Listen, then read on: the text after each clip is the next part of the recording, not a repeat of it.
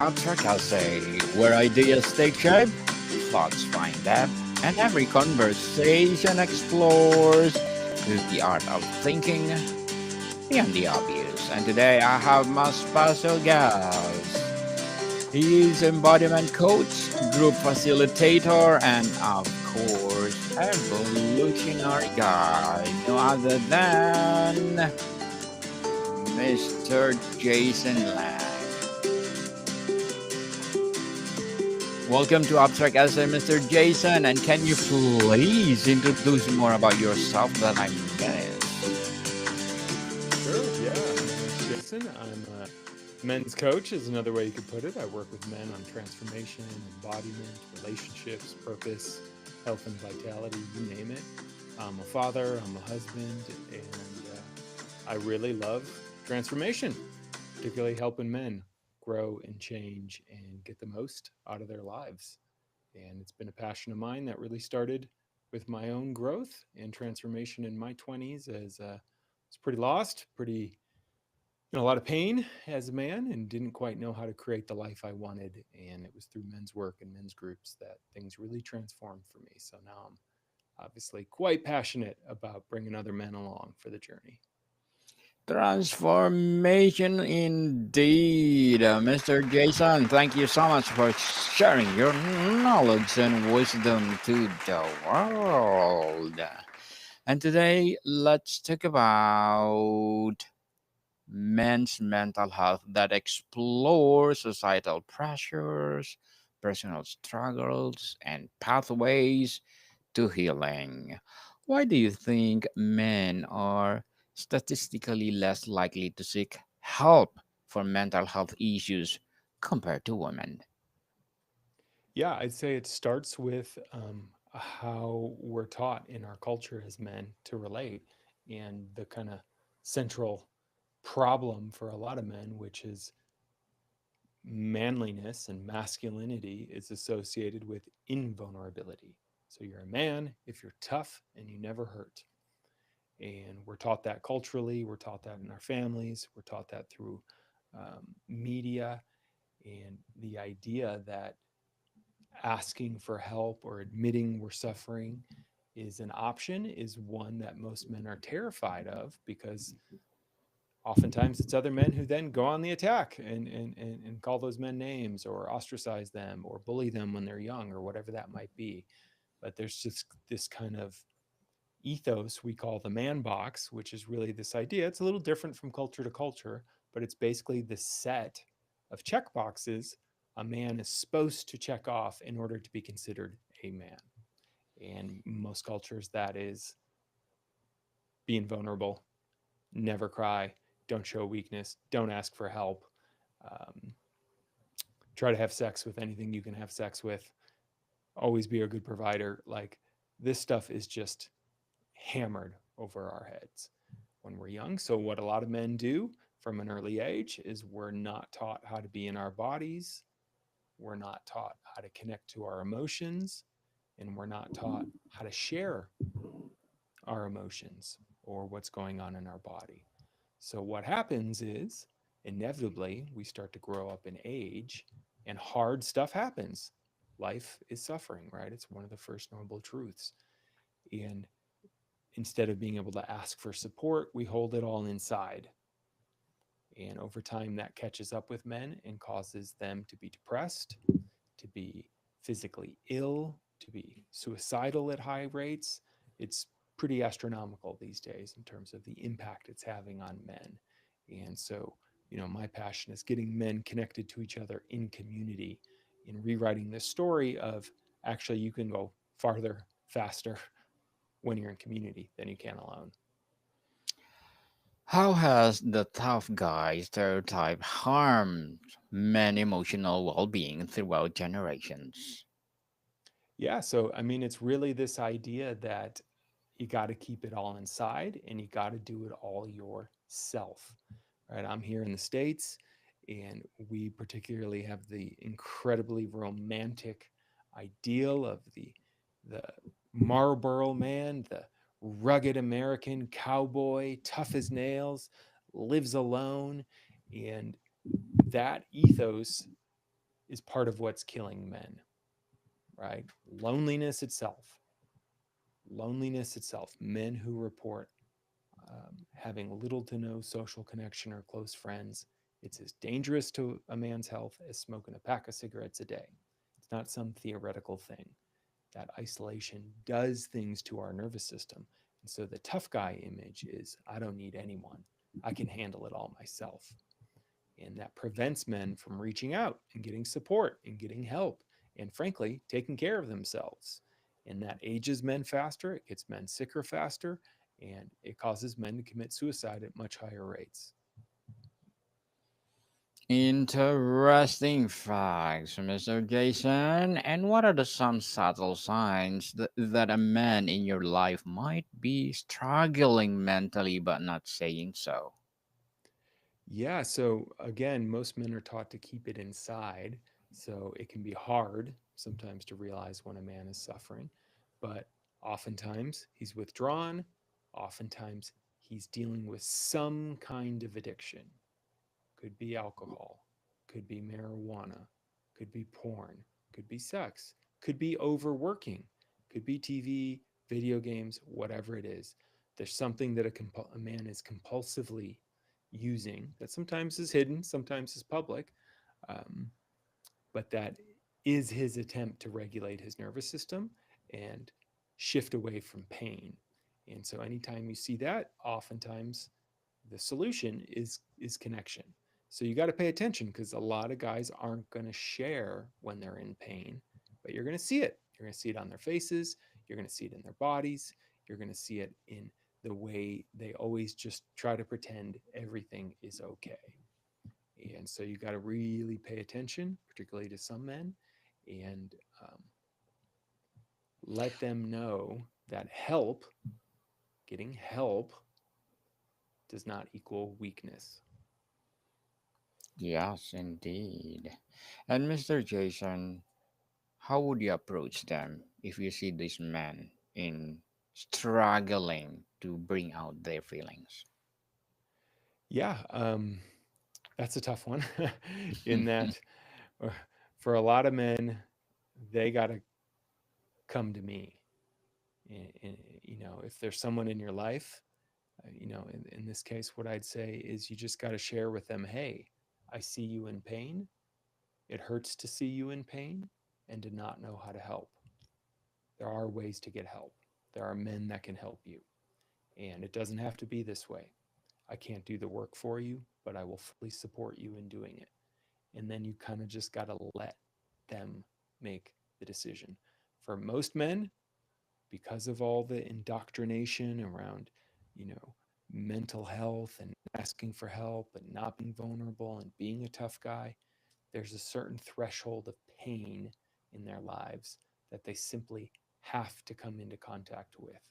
And it's different for every man, but they're, we call it the bottom of the barrel, whatever you might want to say, bottom of the bottle. Um, then they're like, okay, I got to do something different. I cannot live like this anymore. And that is the moment where it's really good for men to get connected to resources like me and other people that work with men, whether therapists, coaches, men's group facilitators, you name it.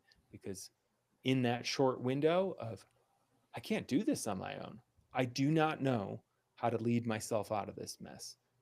When that window is open for a man, it's really important for them to jump through it. Cultural and societal pressures. How does our definition of masculinity need to evolve to better support men's mental health? Yeah, it has to grow beyond invulnerability, meaning real masculinity includes vulnerability. It includes asking for help. It's funny, guys create these stories, and often I work with men who wear as a badge of pride. I don't need anyone. I live totally alone. I'm totally self-sufficient. Um, but then those same men, when you talk about, at least here in the States, again, one of them are other romantic ideals. It's like, who are the most elite men in the world? Navy SEALs. Guess what? They don't train solo, they are a team. And Even the kind of romantic idea, again, that a lot of men get hooked on of the lone wolf. The reality of the lone wolf is in nature, the lone wolf is the one that was kicked out of the pack, and that wolf will die sooner. It will not survive as long without community. And that story is what we're having to update for men.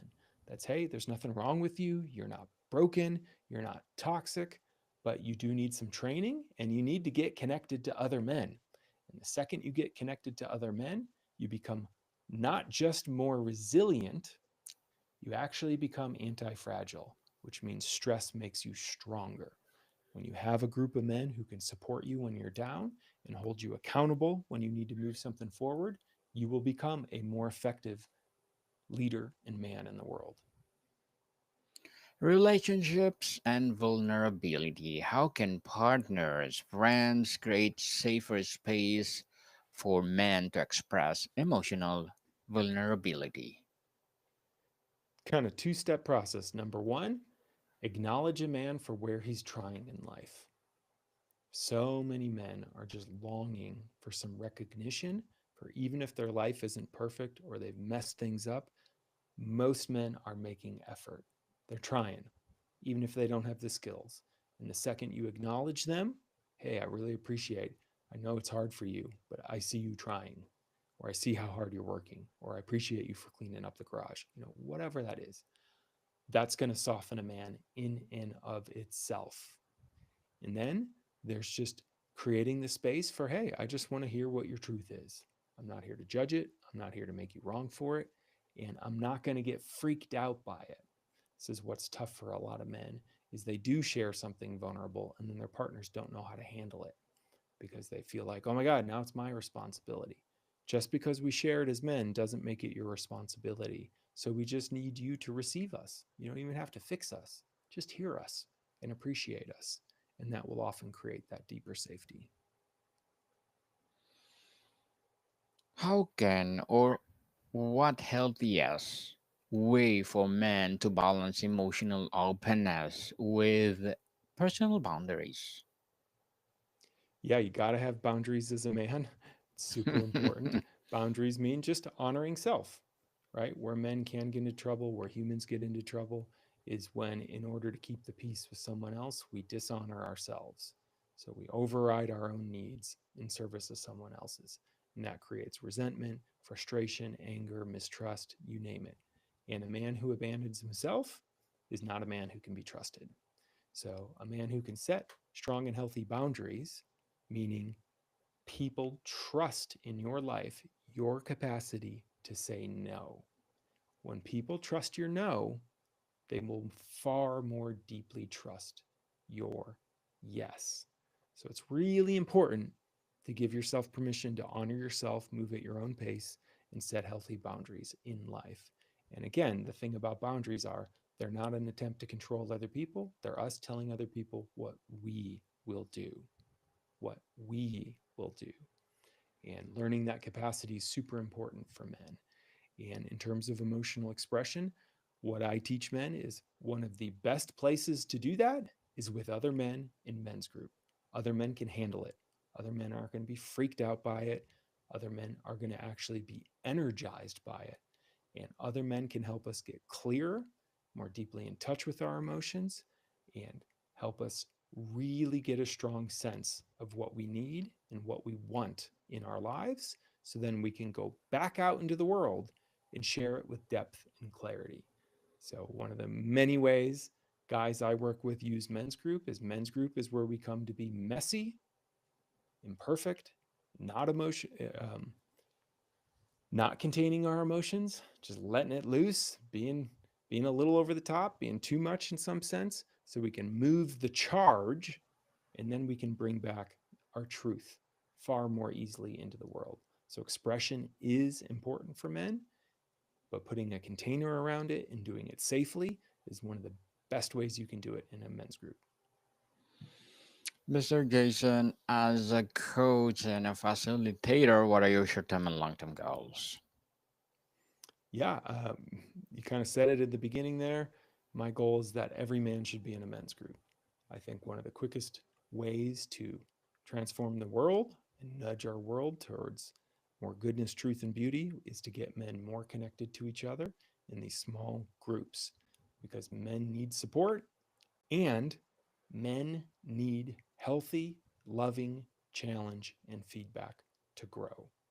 So when we're in a group of men who love us, but who also, so to speak, call bullshit on us, we're going to become better men.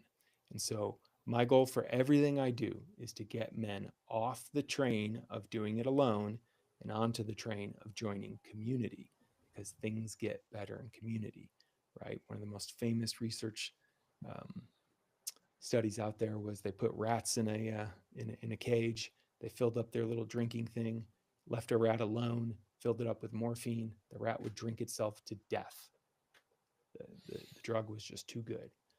But if they put a second rat in the cage, so it goes from being alone to being relational, the rat will drink a little bit and then it'll just stop because it's getting its relational needs met by another being. And when we don't get that, damaging things happen. So my both my short-term and long-term goals are to get as many men exposed to men's groups as possible. Good luck to your goals, Mr. Jason, and looking forward for more success. What would be your advice or piece of advice for those people out there who want to be a coach or facilitator for men's group experience? Yeah, if you want to be a coach or a facilitator or work with other men, the fastest and most profound pathway there is to do your own work as a man. Go as deep as you can in your healing, in your growth, in your training, and you learning to do the things in your life that you struggle to do. Whatever you figure out, whether it's making enough money, working your passion, getting into a great relationship, the more you embody that and deepen your healing, the more other men will pay you for it. So I have many trainings and offerings as pathways to do that. And there's far more beyond me. But it's get off your ass and get to work healing yourself. Yes, people, stop procrastinating and move and move and move and share your talents to the world. And thank you for that advice, Mr. Jason. And let's talk about the personal growth. What's one outdated belief about masculinity you had to unlearn for your own mental health? Yeah, I would say it's again kind of I feel like I'm just repeating it here, but the that vulnerability equals weakness, right? That's a common story I internalized and a lot of men internalized that, oh my God, if I share that I'm sad or scared about something, that makes me a weaker man. And what I have seen now in my own journey and the hundreds of men I've worked with is actually it's the other way around. The men who are so judgmental of men who feel are the ones who are the most scared of it. And so it's the man who is afraid to bring his tears or afraid to share his fear. Those are the guys who actually, I would say, are more fragile. The men who are just willing to say, wow, my heart is broken right now. I'm devastated. And they feel the grief fully, or they feel the fear fully, or they feel the anger fully. Those are the real warriors who go right towards their pain and don't shy away from it. And as I've stepped more into that in my own life and in the men I facilitate, I just see the truth of it. It creates a far deeper level of freedom than men who are afraid to be vulnerable. How can we better educate boys early about emotional? Yeah, it's talking to them from a young age about what's happening inside themselves, and it's allowing them to be boys as well. Boys need to move their bodies. And from a young age, so many boys are taught sit still. The fact that you keep wanting to move is because there's something wrong with you. And what that really teaches boys is what's happening in your body, ignore it. And lo and behold, All emotional process inside of us starts as physical sensation. So if we're taught to ignore our bodies, we're taught to ignore our emotions. And instead, what we want to do with young boys is help them get into their bodies, help them move their bodies, help them become more connected to their bodies, and let them know by modeling for them that there are safe and effective ways to get in touch with our emotions without being ruled by them. The most free man in the world any boy wants to become is not a man who falls prey to his emotions, but he's a man who can hold his emotions, right? Responsibility going from a boy to a man is learning to take charge of our charge, right? Wow, I'm angry right now. The second you can say that, you are 2000% safer as a boy or a man than the boy or the man who just explodes in rage and has no capacity to even create any distance between the experience in his body and how he's acting in the world. So we want to honor it, teach boys to become intimate with it, their emotional selves, their bodies in a sense. And then we want to teach them safe ways to express it by modeling it. What simple daily practices could you significantly improve men's mental well-being, Mr. Jason? Yeah, just any kind of physical embodiment. So taking the time to turn off your devices, connect to your breath, and do some kind of movement practice that gets you into your body. That's it. For some people, that's fitness, but there's a way we can use fitness and working out to get away from our pain in our body. These are things that bring us closer into our experience. It can be meditation, it can be qigong, it can be yoga, it can be kundalini. There are so many different practices. It can be breath work, but you actually have to do it. There's no way to cheat yourself into embodiment as a man. But the more in your body you are, the more present you're going to be, the more people will feel you and trust you. And for all the skeptics out there, right? Um, I like to lay down the law a little bit, and we got this whole bundle of nerves that go down the center of our body called the vagal nerve, connects the base of our brain to the rest of our body. It's kind of the superhighway for communication between our brain and our body. And here's the deal, y'all: only 20% of that superhighway is brain to body. 80% of the information flow is body to brain. So if you are not in your body, you are missing out on 80% of the available information in any given moment. And what's that going to do? It makes you a far less effective leader. Leaders take all the information available to them in the moment and then make judgment calls. So if you're not in your body, you're not going to be an effective leader. Mr. Jason, before we wrap up our discussion for today, I'm inviting you to please do listen to my other podcast, people. My other podcast, because my abstract essay is already in fifth season, abstract poetry in second season, and my book 101 review in fifth season too, comedy 101 in second season, and my food 101 in fifth season as well, geography 101 in fourth season, and my baby podcast, law 101 and mental health 101, love letters in eighth third season, and movie 101 review and music 101 in fourth season, and science 101 and sex 101 in its first season. Please listen to them wherever you listen your podcasts. Mr. Jason, if you could give one piece of recommendation to men afraid to start their healing journey, what would it be? You're not alone. Most men think there's something unique about my pain or I'm broken in a specific way and all the other men have it figured out. And I can tell you from having sat in literally thousands of circles, it's just not true. And the second we can get into a circle and realize, wow, I'm not the only one struggling in this way, the second life becomes a lot easier and a lot lighter. And we realize, wow, I don't have to do it alone. So, like I often say, take some time, reach out to me, reach out to another man in your life. It's time to get help. You can change wherever you're stuck. You don't have to stay stuck there. And a little bit of support goes a long, long way. Mr. Jason Lang, thank you so much for sharing your knowledge and wisdom to the world. And thank you for empowering men all over the world. So, can you please invite our listeners to support your advocacy, your coaching, or whatever projects that you're doing right now? Yeah, you can keep up to date with me, the many men's groups and programs and coaching I do for guys over at evolutionary.men. And if you want to join a virtual men's group, just head over to men's.group. And there's a whole pathway there for, okay, what's this guy talking about? How do I get involved? It's as simple as that. Just sign up and click. Yes, people, let's support Mr. Jason Lang because if you support him for sure, more and more empowering advocacy for men to come.